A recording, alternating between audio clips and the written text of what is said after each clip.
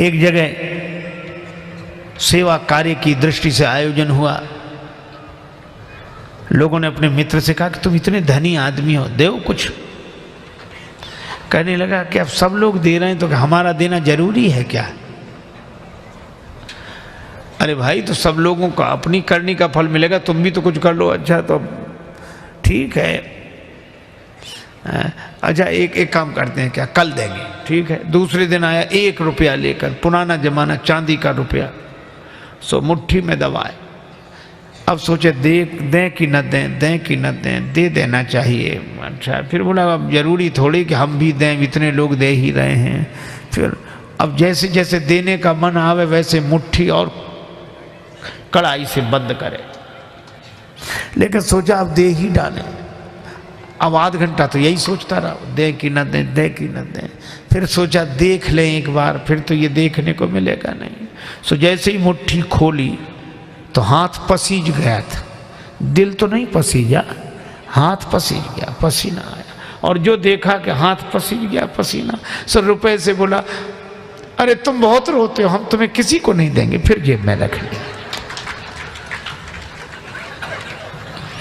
एक वे हैं जो छोड़ते नहीं।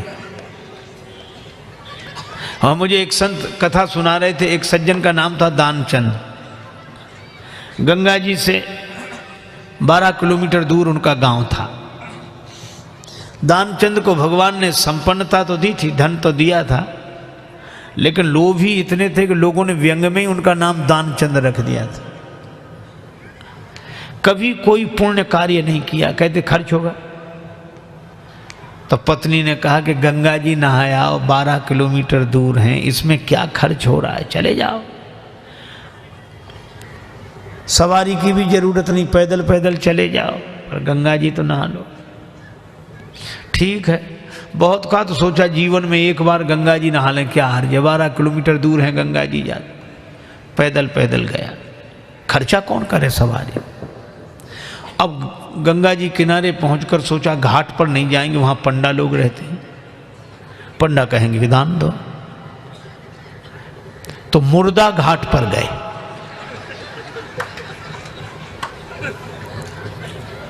मुर्दा घाट तो खाली रहता, कभी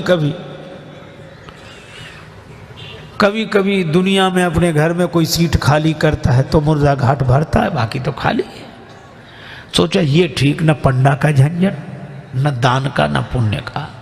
गए, सो कपड़े उतारे, इधर उधर देखा कोई नहीं है, सोचा डुबकी लगा ले। सो जैसे ही प्रवेश किया, डुबकी लगाई। अब कथा बड़ी सुंदर है, भगवान को हंसी लगी कि इतना लोभी आदमी नहीं देखा। तो भगवान ने सोचा कि चलो आज हम इसको छकाते।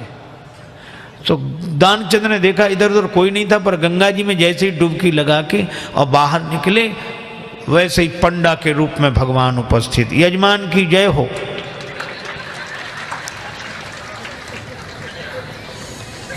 दानचंद बोले तुम कौन हो? भगवान ने कहा कि हम पंडा हैं, संतोषी ब्राह्मण हैं, इसी घाट पे पड़े रहते हैं। दानचंद बोले मुर्दा घाट भी नहीं छोड़ा। पंडा जी बोले हम संतोषी ब्राह्मण हैं और घाट पर तो और पंडा लोग रहते हैं, हम तो यहीं पड़े रहते हैं, और हमारे लिए कोई ना कोई आप जैसा यजमान आ जाता है, 1-1 वर्ष तक का खाने पीने का इंतजाम कर देता है। दानचंद बोले 1-1 वर्ष इंतजाम? हम एक दिन का भी नहीं कर सकते, एक समय का भी नहीं। पंडा जी बोले कोई जबरदस्ती थोड़ा ही है, आपकी जैसी श्रद्धा हो, कुछ ना कुछ तो देना पड़ेगा। दानचंद बोले हमने आज तक नहीं दिया। पंडा जी बोले आज तो देना पड़ेगा। तो अब सोचा क्या करें, बोले उधार दे रहे हैं। उधार? हाँ। कितना? बस वो 1 धेला, उन दिनों चलता था 1 धेला, बस 1 पैसा। भगवान ने कहा चल दिया, तो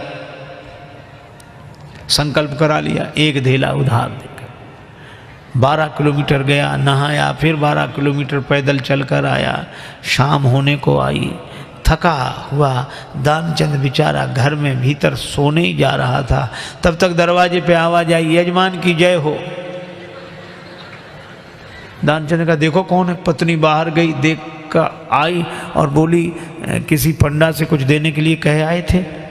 दानचंद जी बोले कहा था। बोले आ गए, बाहर आई हैं। दानचंद बोले आ गया वो? हाँ। दानचंद बोले कि कह दो कि अभी दानचंद बीमार हैं, 2-4 दिन बाद आना। पत्नी ने कहा कि वो तबीयत खराब हो गई, वो बीमार ज़्यादा हैं, आप 2-4 दिन बाद आना। पंडा जी बोले दान मिले चाहे ना मिले, पर हमारे संकल्प में वो हमारे यजमान बीमार हो, ऐसे संकट के समय यजमान को छोड़ना धर्म नहीं। हम भी यहीं रहेंगे जब तक वो स्वस्थ नहीं हो जाते, यहीं इंतजाम कर दे। आप तो सामग्री ला दो, हम तो बना लेंगे अपने हाथ से भोजन। पत्नी ने फिर जाके कहा, पर दानचंद भी अद्भुत आदमी। कहने लगा नहीं जा रहा ना, वो लोग कह रहे यहीं रहेंगे जब तक बीमार रहोगे। दानचंद बोला तो कह दो मर गए वो।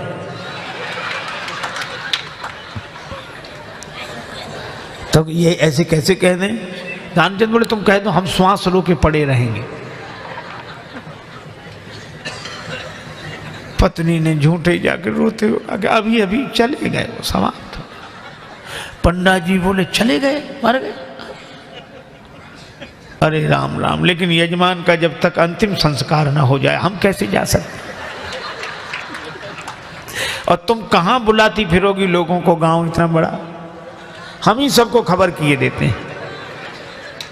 अब पत्नी बहुत कुछ सुनो सुनो पंडा जी, तब तो अमित रूप प्रगटे ते ही काला, पूरे गांव में कह दिया कि दानचंद चले गए चले गए।